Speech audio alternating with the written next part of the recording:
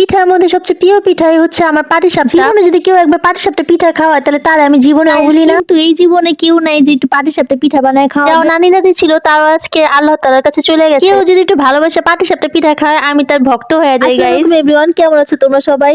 আমি আলহামদুলিল্লাহ ভালো আছি। আজকে বাসায় একটা ঘটনা ঘটে গেছে গাইস। আমার বাসায় আম্মু আর আমি শাক খাইতে প্রচন্ড পরিমাণে পছন্দ করি। আমার দুটো বোন আছে গাইস, শাক শুনলেই তারা বিরক্ত, মানে শাকের কথা শুনলেই তারা বিরক্ত হয়ে যায়। আজকে আম্মু নিয়ে আসছে লাল শাক, আমি নিয়ে আসছি সরিষা শাক। সরিষা শাক খাইতে কিন্তু দারুণ মজা লাগে আর এর কিন্তু অনেক অনেক উপকারিতা আছে। আজকে আমি তোমাদেরকে সবই বলবো। সিজনের জিনিস সিজনে খাইলে সেটা বেশি মজা লাগে। দেখো তোমরা, যেমন ধরো পালং শাক যদি গরমের দিনে খাও তাহলে কিন্তু এটা স্বাদ মোটেই পাবা না, আবার সরিষা শাক যদি গরমের দিনে খাও সেটাও স্বাদ। আবার গরমের দিনে ঢেঁড়স যদি তুমি শীতকালে খাও তাহলে সেটার স্বাদ তুমি মোটেই পাবা না। যেই সিজনে যেটা সেটা যদি সেই সিজনে খেতে পারো তাহলে সেইটার স্বাদটা তোমরা বুঝতে পারবে। যাই হোক, কিছুদিন ধরে অনেক ঠান্ডা লাগছে গাইস, তো সরিষা বাইটা ভর্তা করে খাওয়া একদমই সম্ভব না। তাই আম্মুরি বলছিলাম যে একটু সরিষা শাক আনতে, আম্মু তো আনে নাই, সো আমি নিয়ে আসছি। একটু ঠান্ডা সমস্যা আছে তারা কিন্তু সরিষা শাক খাইলে ঠান্ডাটা কমে যাবে। শীতকালে সরিষা শাক খাইলে কিন্তু চুল ত্বক সবই ভালো থাকে। সাথে বিজ্ঞানীরা গবেষণা করে দেখছে যে যারা সরিষা শাক খায় তাদের ক্যান্সার হওয়ার সম্ভাবনা একদমই কমে যায়। আমি যেভাবে সরিষা শাক রান্না করব সেইভাবে যদি তোমরা সরিষা শাক রান্না করতে পারো তাহলে কিন্তু সেটা ভিটামিনও থাকবে, সাথে এটা সবুজ রঙের যে কালারটা সেটাও বজায় থাকবে। আমি প্রথমে কিন্তু শাকটাকে সুন্দর করে ধুয়ে নিয়েছি, সেটা কিন্তু তোমরা দেখেছো। এখন এটাকে পেঁয়াজ আর রসুন বেশি বেশি করে দিয়ে তেল দিয়ে ভালো মতো ভাজবো, সাথে একটু হলুদ দিয়ে দিব আর একটু কাঁচামরিচ দিয়ে দেবো। তোমরা যদি চাও একটু শুকনো মরিচও দিতে পারো। পেঁয়াজ রসুনটা লাল না হয়ে যাওয়া পর্যন্ত আমি এটাকে ভালো মতো ভাজতেই থাকবো।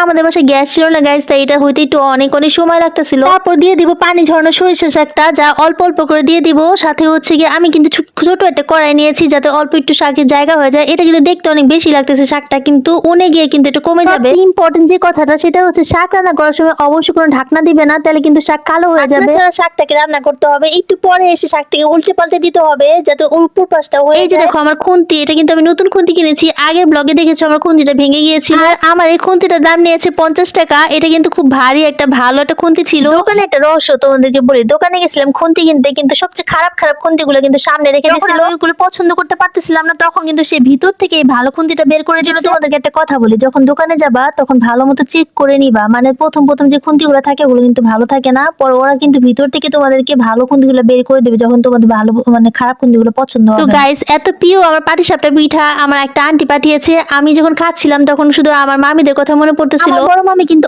অসাধারণ পাটিসাপটা পিঠা বানাতে পারে। গাইস কি আর বলবো, বড় মামি থাকে সেই অনেক অনেক দূর, তাই যাওয়া হয় না, খাওয়া হয় না। আমি তোমাদেরকে দেখাবো আমি এই চিংড়ি মাছের শুটকি ভর্তা কিভাবে করলাম আর আমার খালামণির হাতে সুন্দর শুটকি ভর্তা কিভাবে বানায় সেটাই তোমাদেরকে দেখাবো। যারা এত কষ্ট করে আমার ভিডিওটা দেখতেছো তারা একটা লাইক কমেন্টস আর শেয়ার করে দিও। যারা ইউটিউব থেকে দেখতেছো তারা একটা সাবস্ক্রাইব করে দিও। আর এই যে দেখতেছো বৃষ্টি পড়তেছে, এটা কিন্তু বৃষ্টি না, এটা হচ্ছে বাংলাদেশের তুষার। একটা কথা, শীতকালে কিন্তু সরিষা শাক অবশ্যই মিস করবা না। যারা যারা সরিষা শাক খাবা, মানে যাদের ঠান্ডা প্রবলেম আছে তারা কিন্তু সরিষা শাক অবশ্যই খাবা। Thanks for watching, tata.